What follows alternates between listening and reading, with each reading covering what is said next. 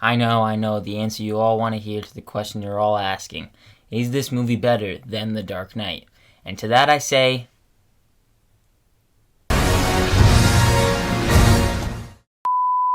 The Batman stars Robert Pattinson, Zoe Kravitz, Paul Dano, and Colin Farrell. When the Riddler, a sadistic serial killer, begins murdering key political figures in Gotham, Batman is forced to investigate the city's hidden corruption and question his family's involvement. Now, one may argue that The Batman is one of the most, if not the most, anticipated comic book movies ever.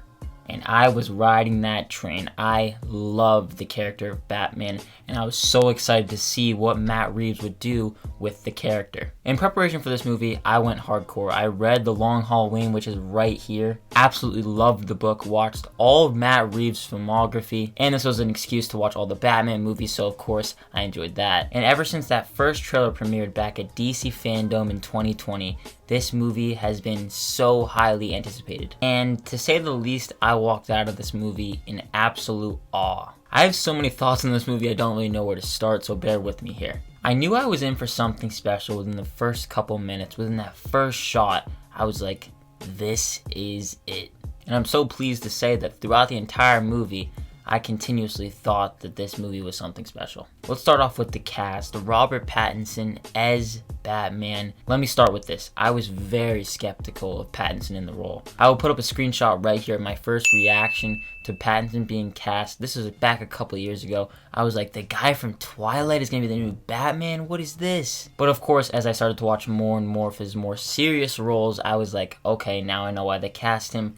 And after seeing the movie, he is just as good as I was hoping he would be. We see a lot of Batman in this movie, which is something that I enjoyed. It took me a while for me to warm up to him as Bruce Wayne himself. But luckily, we didn't see too much of him as Bruce Wayne. For the most of the time, he was in that suit. I feel like the real reason why I wasn't too sold on him as Bruce Wayne is because he's kind of like this punk rockish Bruce Wayne. He's a little emo, and I wasn't really loving the vibe of that. But luckily, he doesn't carry that into his performance as Batman all too much. If they do go forward with Matt Reeves' movies in the Warner Brothers Batman universe, which I do think they will, I hope that they maybe change around Bruce Wayne a little bit, but I get it. He's in his second year now of just being Batman in this timeline, so it makes sense that he's a little awkward and still figuring out how to be the Batman. So while I didn't dislike his performance as Bruce Wayne specifically, I just thought it could have used a little bit of improvements, but it's something that did not weigh this movie down really all that much for me, which I'm very happy to say.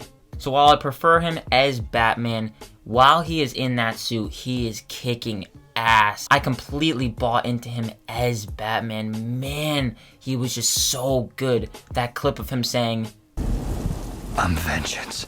I got chills, and just the beautiful shots of him walking, just it looks so incredible. And while we're talking about the direction here, the direction from Matt Reeves is stunning. He puts his stamp on the character of Batman. This doesn't really feel like the movies like we got in the Nolan universe. He does his own thing. This isn't anything even like the Tim Burton movies. Matt Reeves made his own Batman movie. And when talking about that, it also feels like Warner Bros. Didn't really interfere all too much with his direction, which I was very happy to see and hear as far as I know. He got to do what he wanted with the character, and that is just so special. And the outcome of it is this fantastic movie. But then going back to the cast, Zoe Kravitz as Catwoman is great. This is the movie with the strongest Batman and Catwoman relationship as well, in my opinion. In Batman Returns, it did not work for me. Here, I'm glad that they got to grow their relationship. This is a 3-hour movie, so you have a lot of time to develop characters and develop relationships in this situation. And their relationship was expanded on, and you felt for both of their characters and why they were falling for each other. Zoe Kravitz kicks some ass as well. And Colin Farrell, man, he is completely unrecognizable, first of all. The makeup and hairstyling, all that stuff is just wow. He completely looks like a different person, which is good because he's playing a character, so it worked. His accent as well was magnificent, and his performance was top notch. It's so cool that we're getting a whole series of him being the Penguin as well in this Matt Reeves universe. It's coming to HBO Max. It's in development. I'm very excited to see what they do with it. But the real star, Paul Dano.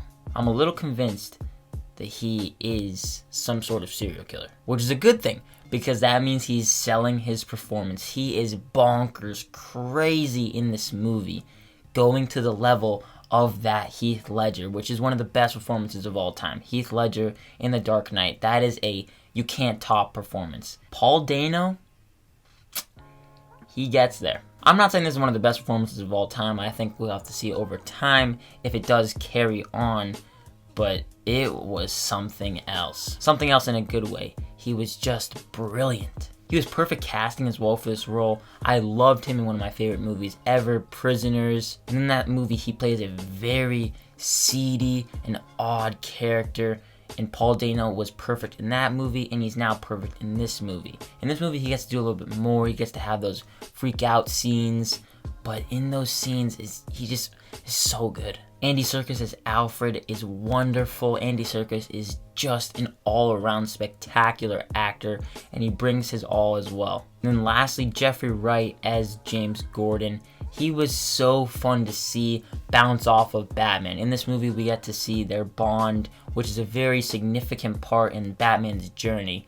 In The Long Halloween, which this movie was pretty much based off of, there's definitely some big differences between the two stories.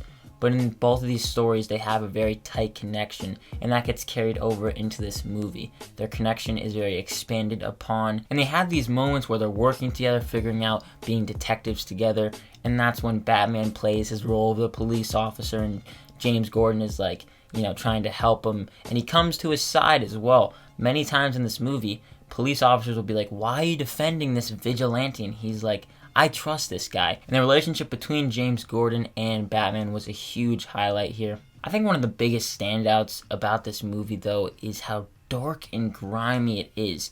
It really does feel like a seedy movie. This is a thriller, a bit of a suspense-filled action movie at times. Obviously, it's a superhero movie, but it very much so is a thriller to the likes of a Seven or a Zodiac. This movie takes inspiration from those movies, but I'm not complaining. I thought that all the added elements into this movie, making it just not more than a superhero movie or a comic book movie, this is a thriller and a movie that I can see more audiences opening up to. Like, I could see someone like my grandfather, who's not a big superhero kind of guy, being like, this is a very interesting movie because it has those different genres in it, and it's a movie that I feel like a wider audience will enjoy. The action sequences are excellent.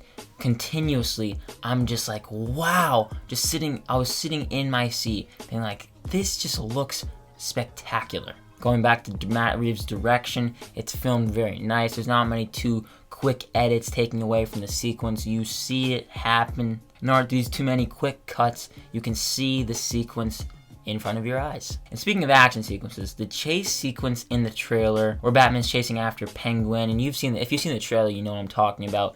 That sequence in this movie, the trailer does not do that scene justice. The sequence in this movie was masterful. When you think of chase sequences, you think of the chase sequence in Bullet. I would go as far as to say that the chase sequence in this movie is better than the chase sequence in Bullet. And I've seen Bullet. The sequence in this movie makes that sequence look like it was done by like a kindergartner. It was just like so well done. What makes me so happy walking out of that theater, though, is that this is quite possibly the best Batman movie that we've ever gotten. I'm talking about the Batman that's a detective. This is a very detective-centric movie, which is good because it takes inspiration from the comics.